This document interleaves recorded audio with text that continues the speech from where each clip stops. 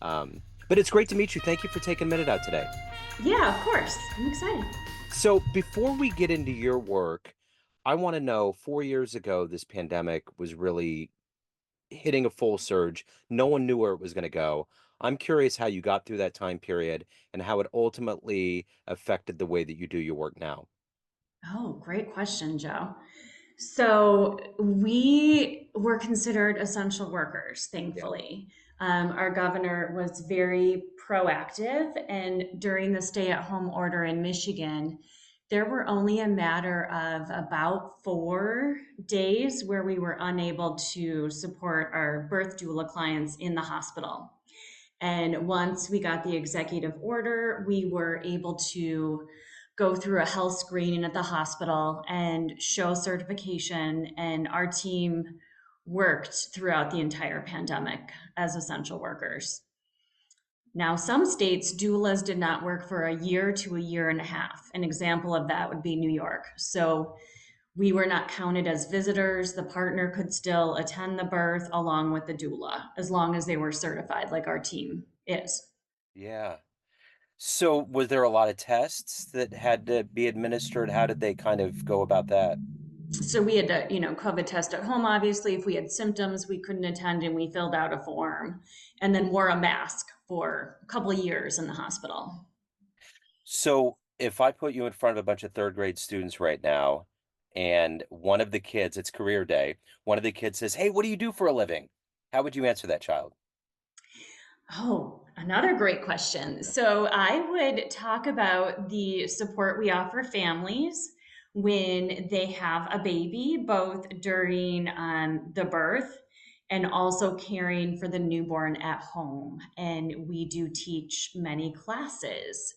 So I've never had to answer a question like that for, the younger generation, certainly high schoolers and college Yeah. students. But yes, it is, to simplify it, we support families when they have a new baby and as they prepare for a new baby. So what did you want to be in the third grade? What was your dream to grow up and become? I wanted to be an astronaut when I was a Okay. kid. I also alternated with wanting to become an English teacher. My mom's a teacher, many family members who are teachers, but I went to space camp in junior high. And then I later, realized that science wasn't necessarily my strongest suit. So where was space? Is Space Camp down by Cape Canaveral? Huntsville, Alabama? Oh, I didn't realize it was there. I just thought it would be in Florida because that's kind of the epicenter of everything. Of Interesting. course. So Yeah, I spent a week there. you were the envy of everybody at that point, I bet. Oh, yes. I gave many presentations when I came back to school on the experience and had a couple of friends attend after I did, like a year later, because of my personal experience there. It was amazing. So let's go back to where you were born and raised and how you evolved to this point in your career, going from wanting to be a teacher and being an astronaut. How did the seeds get planted for you to get into the business of delivering babies and helping coaches? How did that happen? So I loved writing and am an author now, so that certainly panned out well for me. But I went to college for journalism, signed my major as a freshman, went to Central Michigan University, and really fell in love with public relations. So my first job out of college was in PR, and then I wanted to make more money, so I transitioned into advertising sales, sold radio, magazine ads, and yellow pages until that wasn't a thing anymore. I was there close to 9 years. At AT&T, went through many name transitions and mergers and so on, but I loved that work and really thought that I would retire at the Bells. But again, technology changed, and I wasn't as fascinated by online yellow pages as I was by the book. So I had been volunteering in politics and working for a women's political action committee raising money, and then ended up becoming a political fundraiser in Michigan and worked on some big federal campaigns as a volunteer host committee for multiple campaigns. And then I had kids. I was working on the governor's race during my first pregnancy, had kids later in life, and realized that I had to jump through a lot of hoops to find the support that I wanted, and really wanted a one stop shop to make families' lives easier. So after I had my son, my kids are 21 months apart. I started teaching classes, and then my students wanted me to be their doula. Now, I hired doulas with my second pregnancy and loved the support they provided, but never assumed that I'd want to be on call or change careers. But I went through a training and got certified and started supporting my clients as more of a hobby. And the more I got into the work, the more I fell in love with it, especially supporting families after they have their baby. So we offer day and overnight support through the first year. We also have sleep consultants at Gold Coast Doulas who support up to age 5. So, really, from the moment a family conceives through the toddler years, we're able to offer full service non medical support. I don't catch babies, I'm there as more of a coach and physical support wherever my clients deliver. And then my team of 26 contractors and educators, we, again, can support families 24/7 for multiple months in their home with their baby, or, certainly can, just come in for daytime shifts, 3 hours at a time for a few days, whatever a family needs. But in the pandemic, we did pivot quite a bit because the in person classes that I teach and the rest of my team teaches were then, not considered essential. And, gathering together in my office space didn't work. So we pivoted very quickly to virtual and did virtual classes for 2 years. And my then business partner, who is the co author of Supported Your Guide to Birth and Baby, we created an online course very early in the pandemic to give our clients that were feeling very isolated and overwhelmed in their pregnancies a place to gather virtually. So, Becoming a Mother was filmed, and our book is based on that course. So, we did some 3 live launches and then got feedback from our students, and then made the course what it is after some adjustments based on what they wanted, what they needed in the course. So, yeah, we did pivot quite a bit. And then during the pandemic, people were not comfortable, and the postpartum end of our business was not considered essential. So, again, with the online course, and we gradually were able to go back into homes, but the comfort level of some families was not there, even when we wore, N95s and, sanitized, did everything as far as precautions. That end of the business was impacted, certainly. So I did apply for, and we received some grants to keep our office space open during that time, and our parking, and, keep things rolling. And many doula agencies across the country did close down during that time. What an interesting career path. And I'm curious, do you ever think that if that first NPR job paid more, that none of this would have happened? Oh, the first PR job? I mean, certainly it could be, because I use my public relations skills for my own business, Yeah, but I think everything happens for a reason. sure. And I was always very passionate about supporting women and getting their voices elevated. And in politics, I was most passionate about supporting female candidates and helping them feel confident raising money, but also to run for office, because women Yeah, often have to be asked or told that they're capable enough, where men just run, right. no matter, what their background is. Yeah. So the thing that gets me, my son's 19, and I was kind of a doula. I was the birthing coach, and I was very involved in the process. And I didn't realize at that point that the infant mortality rate in this country is below third world countries. Like I remember this was in '04. I remember we were below Cuba. And so my question is, and it hasn't gotten really much better, I don't believe. Why is that? Now, The way that we come into this world in a developed country like us, why is it so low? well, I mean, there are so many factors, but certainly, especially the Black maternal rates are just so high. And there are factors that, in my non-medical capacity, I can't fully, give you all of the reasons, but there's an increase in surgical births. There's lack of prenatal care, especially in rural communities, and, difficulty with transportation, getting to an OB appointment for, many of the lower income families. And so they're not getting care until much further along in their pregnancy. And again, in some rural areas, it there aren't hospitals, so the transportation is certainly an issue, and there may not be midwives, or every state has different regulations for home birth midwives. So that's also a factor. Lack of insurance, childcare issues, getting to appointments. There's so many factors. So let me ask you this, in your career and just overall, who's been a hero for you, an inspiration for your work? Oh, I mean, the certainly there are so many impactful doulas in my space that I learned from in my own community, my doula trainers.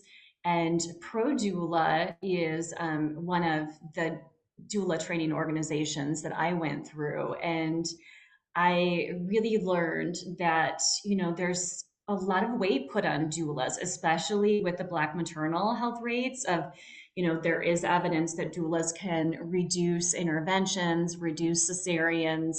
We are now covered in many states by Medicaid and some self-funded insurance programs, but we aren't the savior, and I'm not responsible for interventions. I'm there as an emotional support. I'm there to give my clients information so they aren't feeling like birth is happening to them. And then I'm there to give them physical support. But I can't fix all of the problems in maternal health right now. And so I learned through my training with Pro Doula and my trainers that really my job is to support without judgment. And my job is to work within the hospital system to make change versus being an activist and combative with the healthcare system. That, just being there as a support is my role, not to try to prevent an induction or the use of Pitocin or an epidural if my client wanted an unmedicated birth. I'm there to give them options, and especially in their pregnancy, to show them all of the different, childbirth classes that they could take to prepare, breastfeeding classes, that they can see a physical therapist if they're uncomfortable, and all of the resources that are in my book, Supported Your Guide to Birth and Baby, so they can build their own dream team.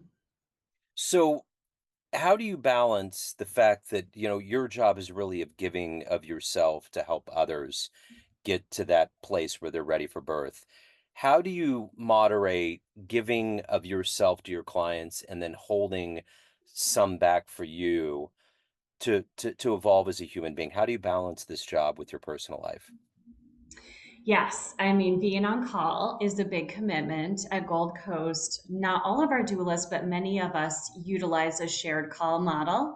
So we have a partner, and there's more sustainability. The doula burnout rate is averages about 3 years, and they get out of the industry because you miss so many holidays, your kids' birthdays, you can't control, unless it's a planned birth that goes as expected, when a client is going to go into labor and how long you're going to be there. I mean, it can be multiple days, especially in the pandemic. Once we arrived at the hospital, we didn't leave. So So, what has been one of your best client success stories? One that rises to the top that always puts a smile on your face? I mean, really, all of them have a special place in my heart, but I love working with repeat clients. I've been doing this work over 11 years. So I've worked with some of my clients with baby number 3 or 4. And so I've had that journey with them. And I really appreciate the connection as both a birth and a postpartum doula. I no longer do postpartum work as owner of Gold Coast and everything that comes with having 26 contractors work for me. But being able to help them get systems in their household, get confident as a new parent, support with feeding, continuing that journey, not only in pregnancy, being there for the birth, but supporting the family after they have their baby, to me is the best thing about the work I do. So, you touched on burnout, and I'm curious with you being in this business for 11 years, what is it that motivates you every day to get up and to do this work? What is the ultimate motivator for you to continue to go at your pace and to do this job?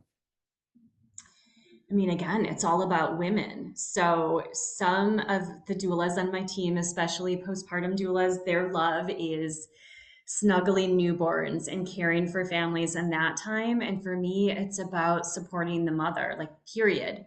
Women need support. And after birth, I mean, in pregnancy, you're celebrated with showers, and there's so much attention to the mother during pregnancy. But then when the baby's born, it's all about the baby. And then the mother is left feeling like she doesn't have support. Oftentimes, partners are going back to work right away and everyone wants to hold the baby. But very few people, other than postpartum doulas, really ask the mother how she's doing, how the birth went for her, and help her process the birth in that way and give her the support that she may be afraid to ask for. And as experts, we're able to be there in so many more ways, including emotionally. So, at the end of the day, of all of these things that you've done in your career and led to right now, what are you the proudest of?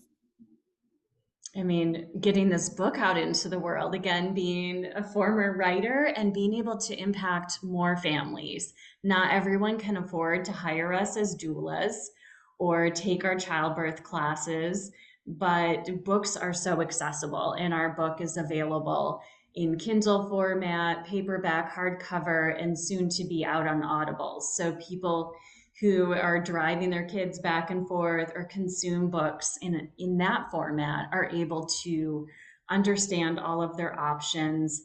And the book, again, is focused on judgment free support. So, no matter how you choose to feed your baby, parent your baby, or birth your baby, I'm giving you a path to get there.